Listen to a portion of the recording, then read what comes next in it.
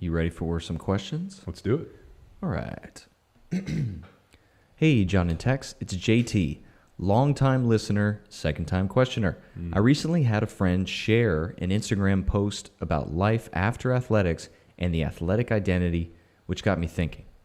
As a former university basketball player, I know this all too well. The feeling of what do I do now when my athletic career was over?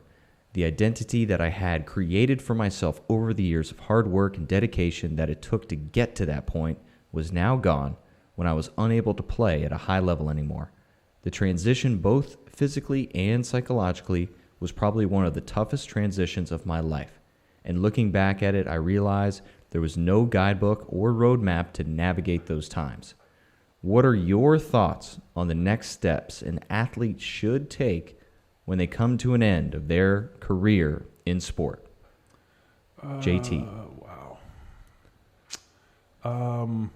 I think the one thing that doesn't get talked about enough, or at least most athletes don't really take inventory of, is that at some point your athletic career, your competitive athletic career will come to an end playing football.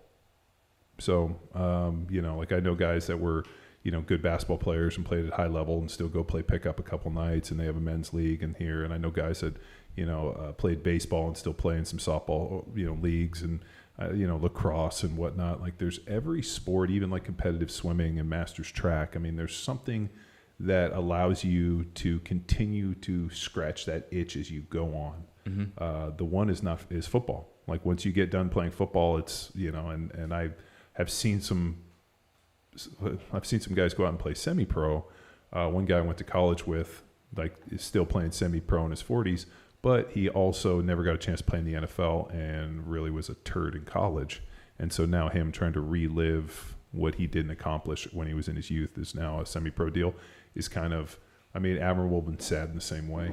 But, that's the one crappy thing about football is once, you take that last step and you strap it up for the last time, it's not like there's something you get to do to continue to do it. So, he continues to play basketball. And I would say, if this is what your identity was, continue to do it. Yeah.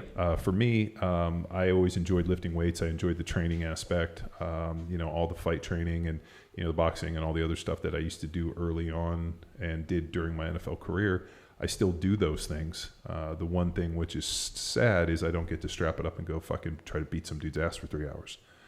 So I think you have to kind of transition your mind in such a way that you can find other pursuits or other things that you're competitive with. I'll tell you, I really think that was why the explosion of CrossFit happened, because for the most part, if let's say you're an athlete, you get done playing college sports, what do you compete in? Is there still a way to continue to scratch that itch? And especially in fitness, what were people doing? They're doing a triathlon, they were running a marathon. While both of those are fucking awful, it gave people a chance to be competitive. And then you bring in something like CrossFit, and now you get a chance with Olympic weightlifting and a few other things to really get in there and compete. And there's, you're competing every day in the gym. You have local throwdowns, local throw-ups, depending on how you look at it.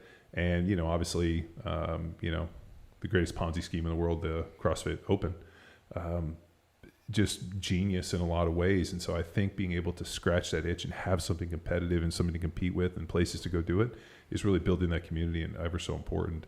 So I would recommend to not step away from competition. If this is what your identity was and this is what you have always done, continue to do it.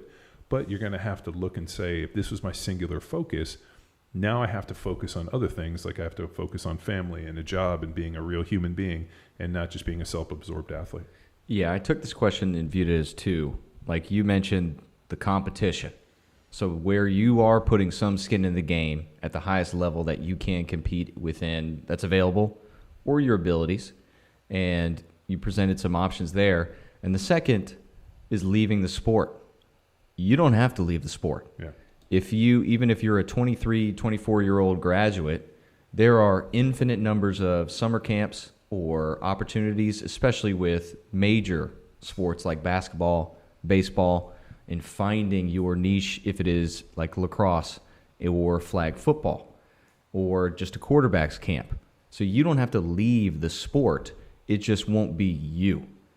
And you have now an opportunity to give back and put the kids and the youth that you work with in a position where you probably didn't have this individual.